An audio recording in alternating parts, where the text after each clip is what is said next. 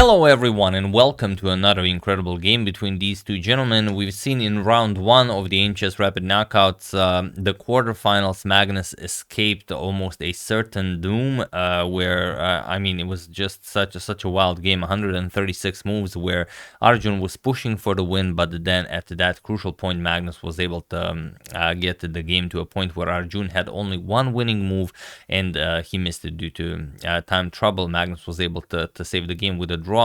Now Magnus has the white pieces, and again, it's a very wonderful game, so let's dive straight into it. So Magnus opens with knight to f3. He goes for the Reti opening, pawn to d5 by Arjun, and now g3, going for the King's Indian attack. Pawn to c5, bishop to g2, and knight to f6. We have castles, and g6 now preparing to fianchetto the dark square bishop. We have pawn to d4, and now c captures on d4. We have knight captures on d4, and now bishop to g7. So this has been reached quite a few times, even in the Sinquefield Cup this year. c4 was played in the game between Maxim Vachier-Lagrave and Hans Niemann that ended in a draw. But here we have knight to b3. It is also one of the more popular replies. Knight to c6, and now knight to c3. We have pawn to e6, pawn to e4, and now you have to decide, do you want to capture on e4, do you want to castle, do you want to push d4? This is what Arjun plays. He pushes d4, we have e5 by Magnus, d captures on c3, and now there is a game where bishop captures on c6 was played. It was played in 2019 between Maxim Atlakov and Vidit Gujarati that ended in a draw, but here we have e captures on f6, and it is now, as of move 11, that we have a completely new game. So you could capture with the bishop, you could capture with the queen, you could capture with the queen on d1. There are many possibilities here. For example, if queen captures on f6, queen d7, d6 is quite unpleasant, not allowing black to castle. Bishop captures on c6 being the option, so maybe you don't have time to bring the queen back into the defense with via queen to e7.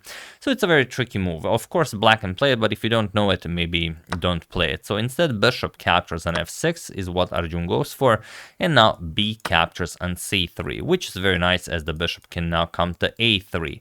Here Arjun castles, and now queen to f3. For the moment declining the queen trade, bishop g7, and now bishop to a3, going after the rook on f8, rook to e8, and now rook a to b1. You want to get the rook off of this diagonal, and the other rook will come to d1. So here, queen to f6, Arjun knows that this is coming, so he might as well offer a queen trade, and then he will go after that c3 pawn. But Magnus just captures, and goes rook f to d1. He doesn't mind the pawn on c3, and obviously, as this is something he plays, he obviously prepared it. He will have full development. He is down a pawn, but he will have some very nice compensation. So bishop captures on c3, and now knight to c5. And all of a sudden, it seems like it's not all that easy defending this pawn here. So what can you play? One way to do it is just to play a5, and this seems like to be the way to go, where white now has a few options. Of course, you could go after the b7 pawn, but now it would be better to go for something like knight e4, attack the bishop, put pressure on f6, put pressure on d6. So probably what Magnus had in mind, as a5 is the top move recommended by the engine. So if he prepared this at home, obviously he knows the ins and outs of the position. But moves like rook to b8, of course, are impossible. Just bishop captures. Now you can't capture back because the rook hangs. Of course, you do not want to play b6. This opens up the diagonal. So here, bishop back to f6 by Arjun.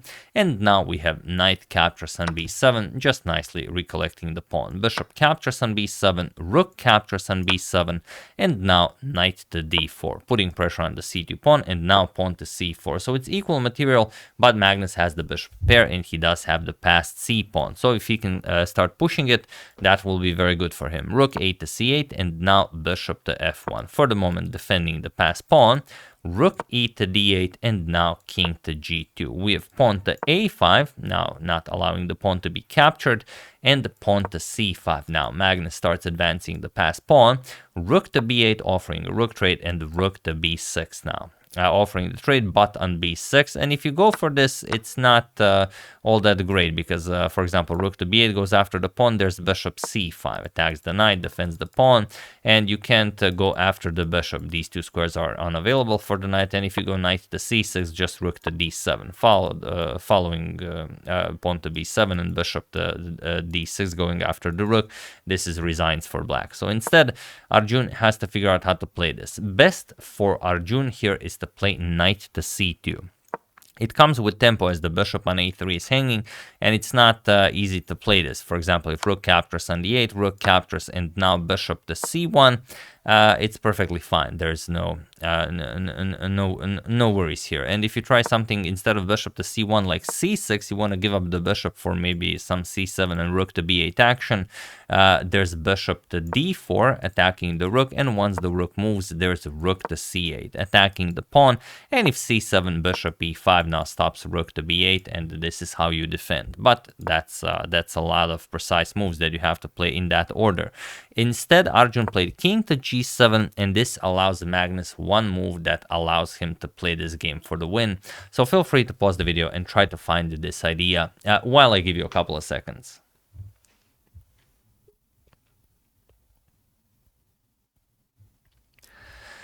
So for those of you who were able to do it, congratulations on spotting that you have to guard the queening square. And for those of you who just want to enjoy the show, it is bishop to a6. That's the only way to do it, and now this pawn is marching forward. Now the thing is, if you go knight to c2 now, you go after the bishop. Now you're out of time, because now just rook captures, and pawn to c6. If knight captures on a3, c7, and now the bishop guards the queening square. If rook to f8, you can even play rook to b8. And well, that's pretty much it. After bishop to e5, of course, you cannot allow the pawn to promote.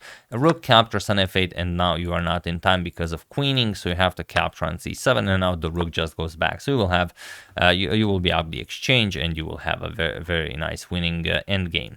So instead, after bishop to a6, Arjun played pawn to e5, and now just rook d to b1 by Magnus, putting pressure on the rook here. So knight to c6, defending the rook. Now rook captures is impossible because of rook captures on b1, but now just rook 1 to b5. Now the rook is nicely defended, and this is now a threat. So Arjun has to trade. Rook captures, c captures on b6, and now pawn to e4, but now pawn bishop to c5, guarding that e3 square, so no tricks are possible. Rook to d2, and now we have pawn to b7, preparing pawn to b8. So knight to b8, blocking that square, and now we have rook captures on a5 by Magnus. Rook to d7, putting pressure on the pawn. Now the idea is we're going to capture the bishop, and after rook captures, just collect the pawn on b7. But now bishop to c4. Now Magnus gives up the b pawn because now he has the passed a pawn. So rook captures on b7, and now bishop to d5, attacking the rook and the pawn. Here you cannot defend it. So rook to d7, attacking the bishop, and bishop captures on e4. And now at the outside pass pawn, the bishop pair, it will be very hard to defend against this, as the bishop pair can be used very nicely to escort the pass pawn down up the board. So bishop to d4 now, offering a trade of bishops, just bishop to b4. Magnus prefers to keep them for the moment.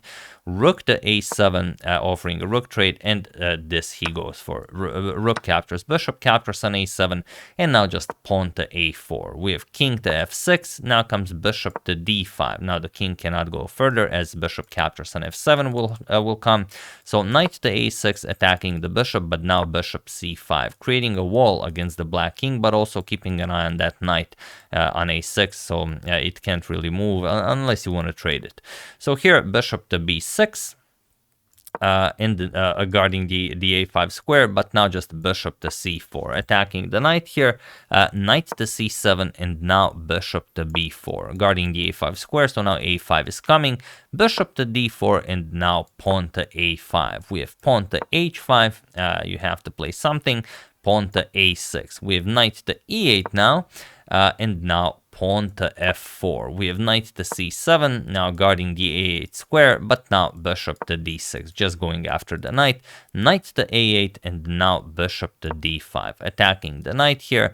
Knight to b6, attacking the bishop on d5, but here Magnus just pushes pawn to a7, and he was in this position on move 48 that Arjun Erigaisi resigned the game, which means that Magnus takes the lead in their match, and Arjun will now have to fight to bounce back and well, try and remain in the match. So here you resign because there's nothing for you to do. If you capture here, just the pawn gets queened, and if you do nothing, then a8 queen, and you will have to give up that knight. And the thing is, white's not even in a rush. Like if you move the king, Magnus can even capture on f7. He's not in a rush to queen the pawn. If the bishop moves from this diagonal, then even bishop to c5 will force the knight away somewhere, and then queen the pawn. So there's really nothing for you to do here. It's absolutely, complete zugzwang.